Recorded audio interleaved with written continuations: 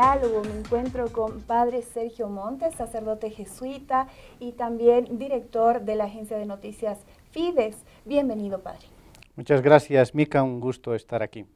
Hoy para hablar de un tema muy importante como son los periodistas, los medios de comunicación y el mensaje del Papa Francisco para la 55 Jornada Mundial de las Comunicaciones Sociales.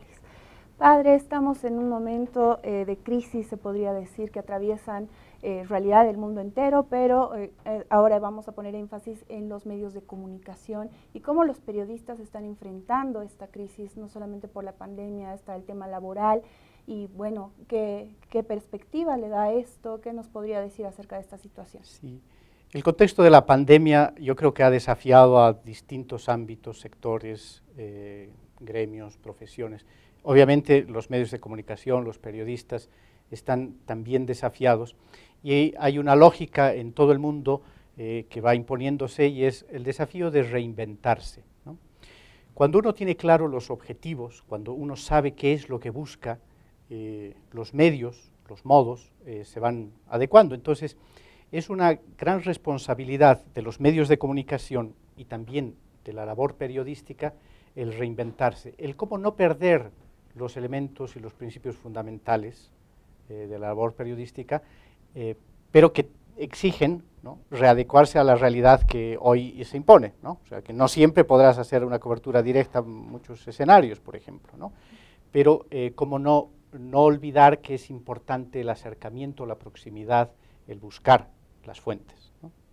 Así es. Padre, sobre la libertad de expresión en nuestro país, ¿qué opinión tiene acerca de este tema? Sí, el tema de la libertad de expresión para cualquier persona, obviamente en el ámbito periodístico, de los medios de comunicación también es un tema muy sensible, pero es un derecho humano, y eso incomoda al poder.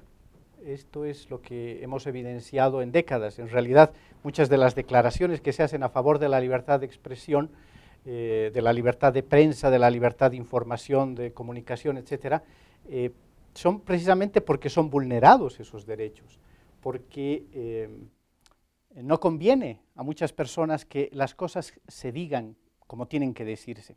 Yo creo que ahí tenemos un gran ejemplo en Jesús, porque Jesús es una persona de espíritu libre, que dice las cosas para unos y para otros, ¿no? No está a favor de unos ni de otros, sino que está predicando el reinado de Dios, y eso puede incomodar a unos y a otros, ¿no? Entonces, es fundamental defender esto como un derecho humano.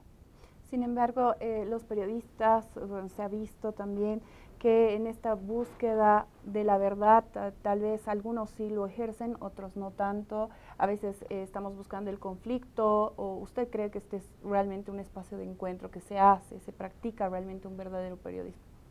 Claro, aquí entran dos componentes, yo creo, en juego. Uno es el tema económico, ¿no?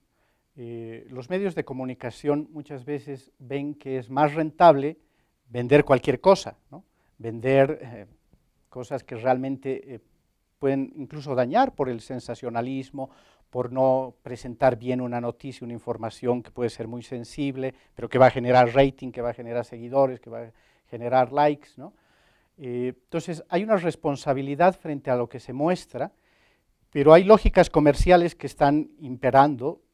Esto lo vemos sobre todo en grandes medios o medios que buscan vivir en base al sensacionalismo, la crónica roja, el amarillismo, etcétera. Pero también lo vemos en los factores de adecuación al poder, ¿no?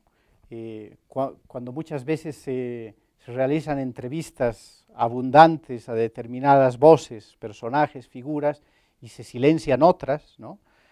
Porque se quiere quedar bien frente al poder para buscar pautas publicitarias, para buscar ser reconocidos, para buscar premios y bla, bla, ¿no?